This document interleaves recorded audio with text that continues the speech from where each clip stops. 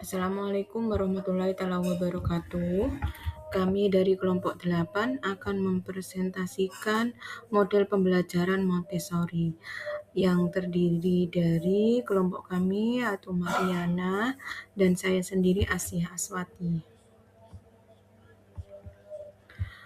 Menggali potensi, model pembelajaran Montessori, sebuah pengantar tentang filosofi dan metodologi yang memberdayakan anak untuk belajar secara mandiri dan menemukan potensi penuh mereka.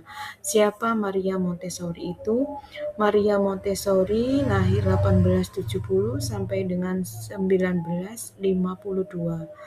Montessori adalah seorang dokter dan pendidik Italia yang mengembangkan metode pendidikan revolusioner. Filosofinya berpusat pada pengamatan ilmiah terhadap anak-anak dan keyakinannya pada potensi bawaan mereka.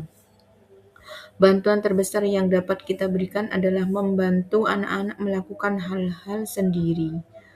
Model pembelajaran Montessori. Montessori adalah model pembelajaran yang dikembangkan oleh Dr. Maria Montessori yang menekankan bahwa anak belajar secara alami melalui eksplorasi mandiri di lingkungan yang tertata. Model ini banyak diterapkan pada PAUD karena sesuai dengan karakteristik perkembangan anak usia dini. 1. Prinsip utama pembelajaran Montessori.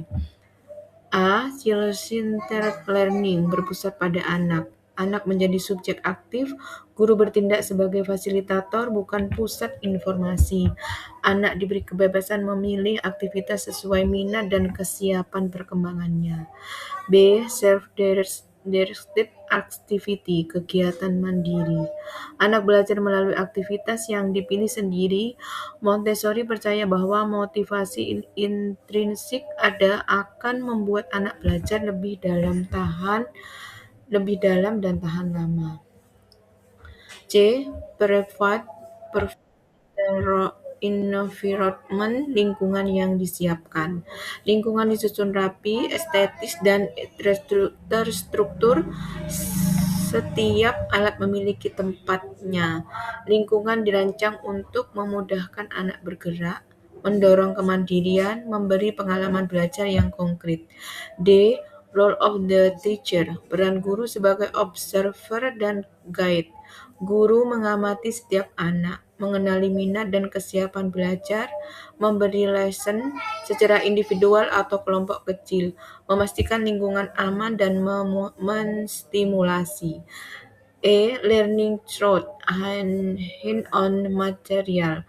Anak belajar dengan alat Montessori yang konkret dan dirancang khusus, misalnya Pink Tower, Menara Merah Muda, Number Road, Sandpaper Letters.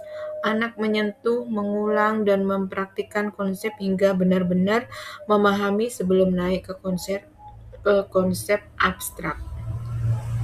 Bidang belajar dalam Montessori. Dalam PAUD kegiatan Montessori dibagi menjadi 5 area. Practical life, kehidupan praktis. 1. Menuang air, memindahkan benda, mengancing baju, menyapu. Tujuannya koordinasi motorik halus, kemandirian, konsentrasi, sensorial, penginderaan. Yang kedua, mengenal ukuran, bentuk, warna, tekstur, bau, suara, melatih diskriminasi sensorik dan logika dasar. Yang ketiga, language, bahasa, sandpaper letters, movable alphabet. Anak belajar fonetik, menulis, membaca secara bertahap. Yang keempat, matematik, number road, golden beat, belajar konsep bilangan, operasi matematika secara konkret. 5. Kalkulator, kultural, budaya, sains, geografi, musik, seni, dan alam. Keunggulan pembelajaran Montessori mengembangkan kemandirian dan disiplin diri, menumbuhkan konsentrasi tinggi, proses belajar lebih personalisasi sesuai ritme anak, mengembangkan motorik halus, kognitif, dan sosial secara seimbang, lingkungan kelas tenang dan terstruktur. Tantangan model Montessori, Memerlukan alat khusus yang relatif mahal, guru harus mengikuti pelatihan khusus untuk menguasai metode. Tidak semua anak cocok dengan suasana kelas yang tenang dan mandiri, membutuhkan penataan ruang yang sangat terencana. Contoh kegiatan PAUD usia sampai 6 tahun. 1. Menuang air. Tujuannya motorik halus, koordinasi mata tangan, kemandirian. Alat 2 gelas kecil, teko berisi air. Langkahnya, anak menuang air dan teko ke gelas tanpa tumpah, kemudian mengembalikan alat ke tempatnya. Yang kedua, mengelompokkan warna. Tujuannya kertas warna atau alat kertas warna atau balok warna.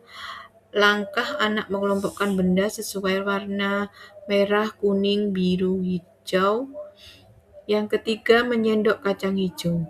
Tujuannya motorik halus dan konsentrasi.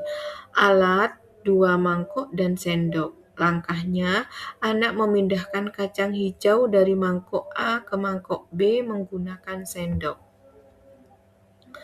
4. Meronce sedotan atau manik-manik. Tujuannya koordinasi mata, tangan, kreativitas, kesabaran. Alat, benang, sedotan yang dipotong kecil. Langkahnya, anak memasukkan potongan sedotan ke benang hingga membentuk gelang. 5. Menjiplak bentuk geometri. Tujuannya konsep bentuk, persiapan menulis. Alat, pola lingkaran, segitiga, persegi. Langkahnya, anak menjiplak bentuk kemudian mewarnainya. Yang keenam, bermain peran, role play. Toko mini. Tujuannya bahasa sosial emosional, berhitung sederhana. Alatnya uang mainan, barang mini, sayur-sayuran plastik.